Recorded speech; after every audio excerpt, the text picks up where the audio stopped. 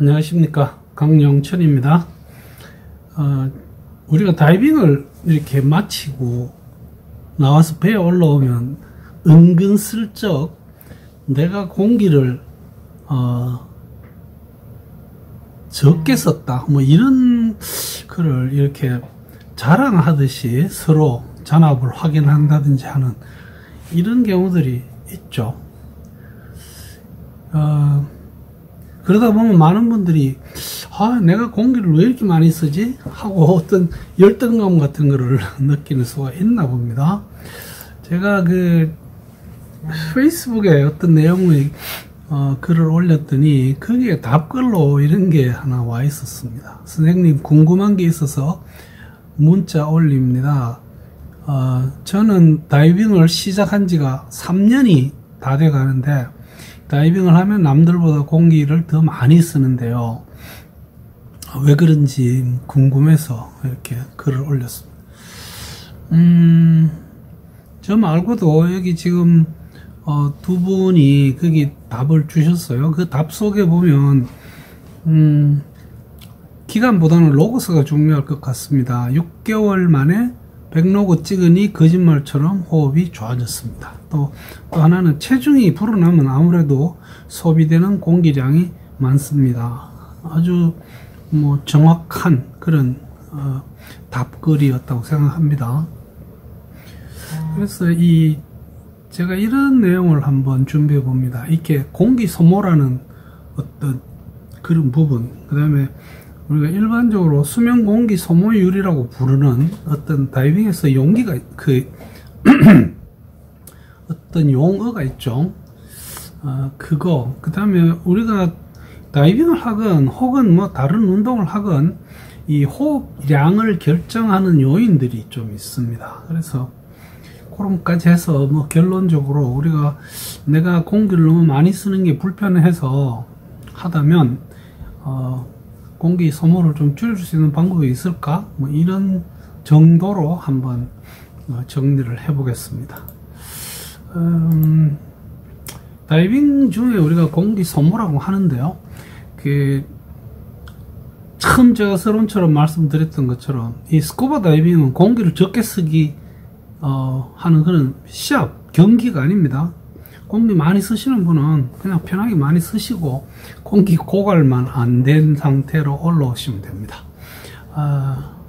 우리가 다이빙 할 때는 꾸준히 자기 잔압을 이렇게 확인하는 습관을 길러야 되죠.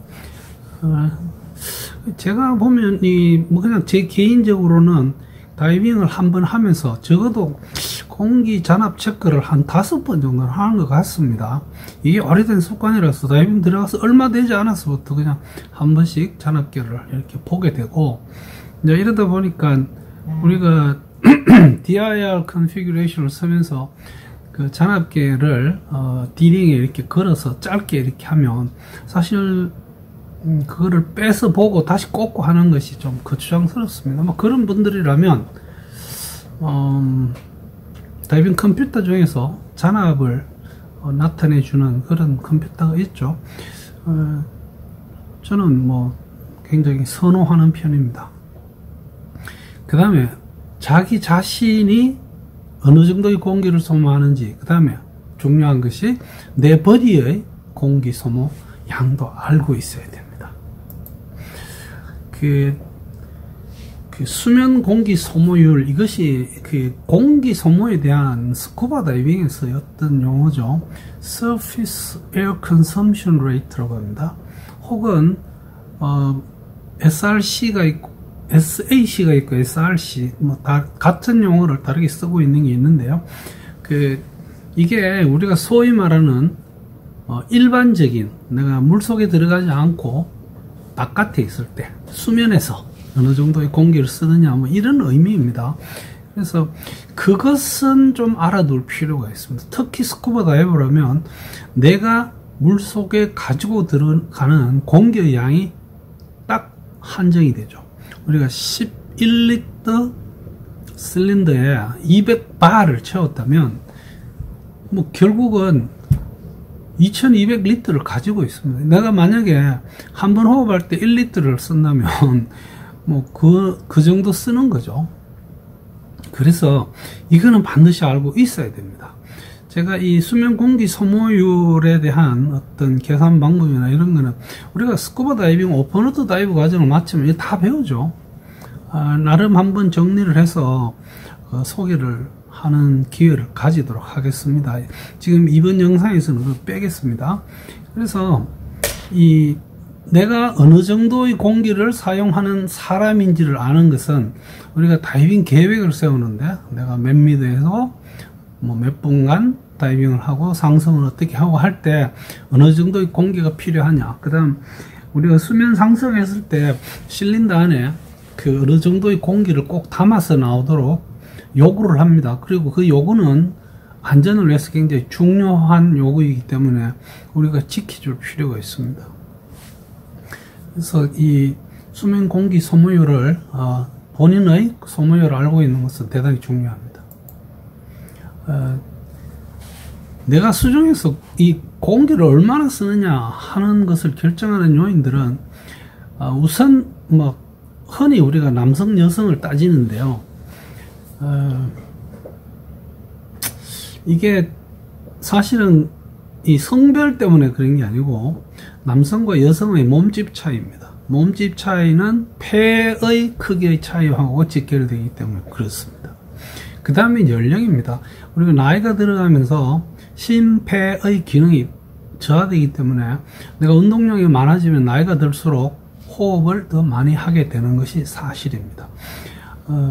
다이빙의 경험이 많으면 아까 답글에서 적었던 것처럼 6개월 만에 100회를 찍으니까 좋아지더라고 하는 우리 다이빙에서의 어떤 경험이 축적될수록 호흡을 하는 요령이 좋아지고 해서 공기 소모율이 뚝 떨어집니다.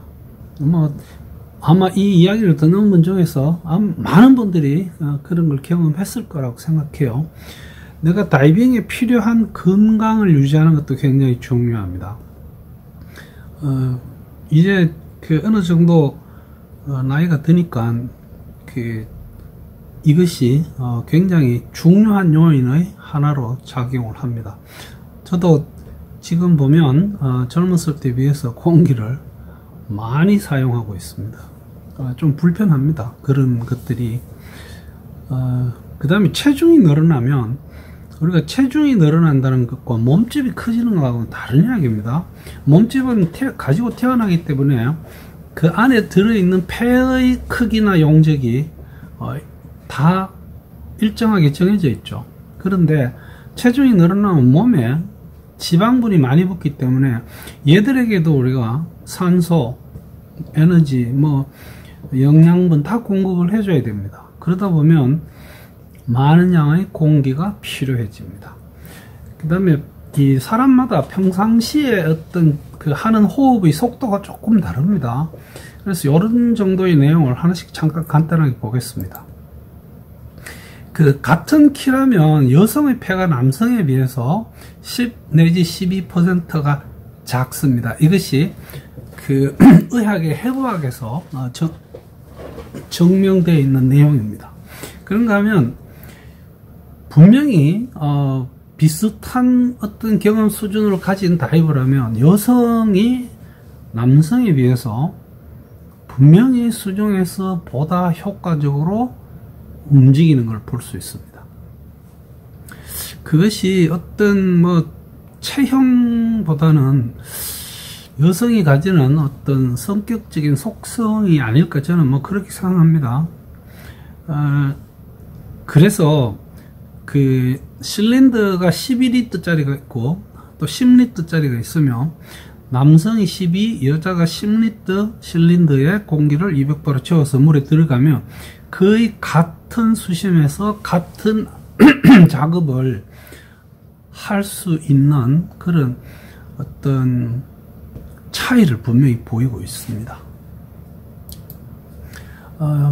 연령과 건강은 같이 간다고 봐서 같이 정리합니다. 젊을수록 당연히 심폐 건강이 더 좋겠죠.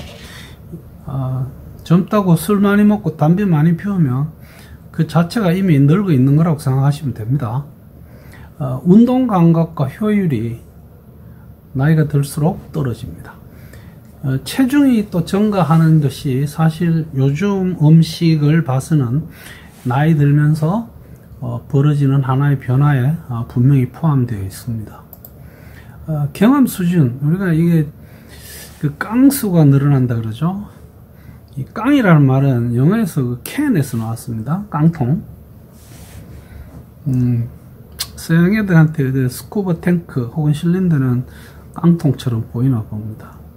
그래서 이 경험 수준이 증가할수록 마음이 첫째 편안해질 거고요. 핑킥의 효율이 증가됩니다.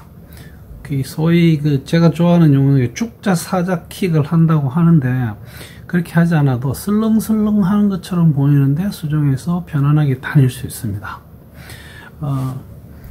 호흡도 경험을 많이 쌓을수록 조금 안정이 되고요. 그 다음에 다이빙을 이제 경험 수준이 증가하면서 이거 내가 이 장비는 좋은 거 써야 되겠다는 생각이 들고, 그래서 호흡 요율이 좋은 좀 그런 종류의 호흡기를 사용하게 됩니다. 이런 것들이 다 호흡량을 결정하는 요인이 되겠습니다.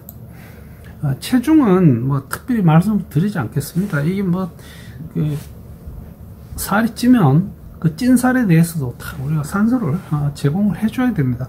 문제는 이 체중이 늘어나면요, 신체의 다른 건강도 함께 악화됩니다. 그렇기 때문에 다이버를 하면 최선을 다해서 최선의 노력을 기울여서 체중 조절을 해주는 것이 좋습니다. 이게 이제 평상시에 우리가 호흡하는 그 속도가 다 차이가 납니다.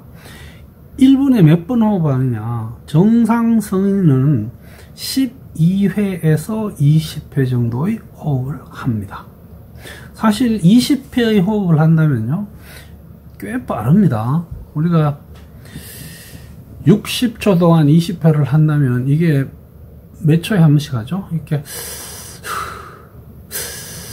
이렇게 빨리 하게 되고, 12회 정도를 한다면 그 속도가 적당하다고 봅니다. 경우에 따라서는 한 10회 정도밖에 호흡하지 않는 사람도 많이 있습니다. 자, 이 다이빙 때는 우리가 평상시에 하는 호흡 방법은 다이빙 호흡 방법이 아닙니다. 그래서 우리가 천천히 호흡하고 크게 심호흡하라고 교육을 하고 저희들이 그렇게 연습을 하죠. 바람직한 호흡은 들이쉬는 게 5 내지 7초입니다.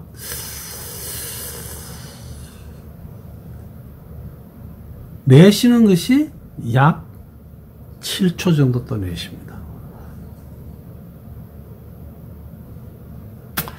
이것이 실제로 해보면 쉬운 건 아닙니다.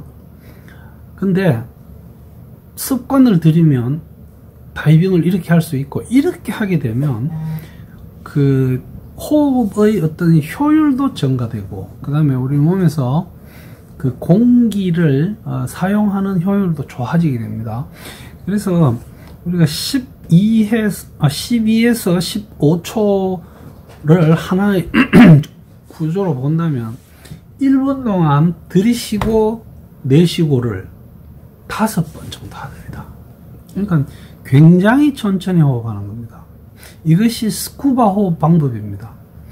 가르쳐야 되고 연습해야 되는데 이게 그렇게 쉽지는 않습니다만, 여러분들의 어떤 다이빙 때의 공기 소모를 줄이기 위해서는 호흡 효율을 이렇게 좀 바꿀 필요가 있습니다. 단, 공기 소모를 줄이기 위해서 우리가 숨을 참아가면서 하는 게 있습니다. skip breath라고 합니다. 즉, 하다가 좀 참았다가 숨이 좀 가빠오면 그때 한번 또, 이것은 여러모로 굉장히 위험합니다. 몸에 이산화탄소가 축적되고, 또 숨을 참고 있는 상태에서 특히 초보자라면 우리가 내 몸이 상승하고 있는 것을 느끼지 못하고 갑자기 가슴이 왜 이렇게 답답하지 이렇게 느끼게 됩니다. 즉, 폐가 팽창하고 있는 거죠. 그래서 숨 참기 다이빙은 다이빙에서의 절대 금기입니다. 이외에도 다이빙 스킬이 상당히 중요한 요인이 됩니다. 우리가 킥을 하는 것도 아마 경험해 보시겠지만 제일 쉬운 것이 플로우 킥이죠. 그래서 뭐 어떤 강사분들은 오픈워터 다이브 교육하고 나서 이 킥만 새로 교육하면서 돈을 추가로 받는 분도 있는 걸로 알고 있습니다. 그 다음에 부력 조절입니다. 내 몸이 완벽한 중성부력을 유지하면서 유형을 하지 않고 자꾸 가라앉으면 그것 때문에 BC에 공기를 넣었다가 뺐다가 이었다가 뺐다 하고요. 호흡도 계속 들이쉬다가 이 부력 조절이 안 되면 공기 소모는 당연히 많이 올라갑니다. 그래서 우리가 물속에서 유형할 때는 스트림라이닝, 유선형 유지하는 것이 다이빙에서 굉장히 중요합니다. 수중에서 내가 어떤 작업을 하느냐도 중요한 요인이 됩니다. 뭐 우리가 뭐라 그러죠? 쇠짝대기 빠루라고 합니까? 뭐 그걸 들고 들어가서 굴을 따고 뭐 이런 작업을 해보면 공기 많이 소모합니다. 그 다음에 구조 상황이 되면 그 상황 자체도 힘들지만 내가 뭔지 이렇게 막 마음이 조급해지고 해서 숨을 굉장히 빨리 들이쉬고 내쉬게 됩니다. 근데 뭐 이거는 뭐 그렇더라도 구조 상황은 우리가 성공적으로 이겨내야 되는 상황이 맞습니다. 새로 어떤 장비를 구입했을 때 이거를 수영장에서 충분히 연습하고 가야 됩니다. 물속에 들어가서 우리가 한 가지 예를 들자면 우리가 일반적인 인플레이터, 디플레이터는 이렇게 잡아라라고 하는 이거를 잡고 이렇게 올렸다 내렸다 이었다 뺐다 하죠. 근데 한번 마레스 같은 회사에서는 이 주입기와 디플레이터를 이 아래 주머니 쪽에다가 이렇게 달아서 버튼으로 조절한 게 있습니다. 이게 새로 구입해서 충분히 연습 안 하고 이걸 쓰다 보면 물속에서 인플레이터, 디플레이터를 못 찾아가지고 실수를 하게 되어 있습니다. 새로운 장비에 대한 스트레스도 내가 뭔가 새로운 거를 갖춘다면 충분히 수영장 가셔서 연습을 하시고 바다 다이빙을 하시기 바랍니다. 여기 지금 그림 보시면 딱 수평 자세로 이렇게 유형을 하게 되면 뭐 편안하고 그다음 뭐 당연히 호흡량도 조절이 되고 좋을 겁니다. 근데 밑에 그림 보시면 우리가 이렇게 서서 다니면 해마 자세라고 하죠. 경상도로 뻗떡 서서 다니면 물이 우리 몸에 저항을 받으면서 나가는 것도 잘 안 나가지고 그러다 보면 숨이 가빠서 더 많이 호흡을 하게 되겠습니다. 그래서 결론적으로 우리가 이 수중 다이빙을 하면서 공기 소모 양을 좀 줄이시고 싶으면 첫째, 무리하게 줄이려고 용 써서는 안 됩니다. 여러분들 그 무리라는 말이 공기 소모 줄이려고 수중에서 막 숨을 참고 하는 것은 절대로 금기입니다. 자신에게 맞는 공기 소모량이 언젠가는 결정이 됩니다. 그 상태에서 이제 줄이기 위해서 뭘 해야 되느냐? 우리는 건강을 유지를 해야 될 거고요. 수영이나 달리기 같은 유산소 운동을 꾸준하게 해주면 이거는 굉장한 도움이 됩니다. 다이빙 스킬을 연습해야 됩니다. 그래서 우리가 부력이나 트림 자세, 이 수평 자세 유지하는 것도 굉장히 중요하고 킥 연습도 내가 조금 부족하다 싶으면 버디나 강사에게 부탁해서 같이 수영장 가셔서 꾸준히 킥 연습을 해보시면 사실은 금세 익숙해집니다. 경험이 축적된다는 것도 굉장히 중요하죠. 그래서 이거는 계속 다이빙을 한다는 것 자체만으로도 우리 호흡 효율을 줄이는 데 도움이 됩니다. 저한테 페이스북에 질문 주셨던 분의 경우는 사실 3년이 돼가는데도 많이 쓴다 이런 분 같으면 혹시 담배 피우시면 이거 담배 끊으셔야 됩니다. 그 다음 내가 혹시 타고나기를 엄청 크게 타고난 게 아닌지 제가 직접 만나 뵙지를 못했습니다. 그래서 덩치가 이렇게 크신 분은 어쩔 수 없이 공기를 많이 쓸 수밖에 없습니다. 그거는 여러분들이 절대로 마음 쓸 일은 아닙니다. 그래서 우리가 수중에서 다이빙을 하면서 내가 왜 이렇게 공기를 많이 쓰지라고 하는 어떤 그런 의문이 드시는 분이라면 한번 이런 점들을 잘 고려해서 연습하시고 경험 축적하시고 또 평소에도 운동 꾸준히 하셔서 즐겁고 재미있는 다이빙을 오래오래 저하고 함께 즐길 수 있기를 기대합니다. 청취해 주셔서 대단히 감사합니다.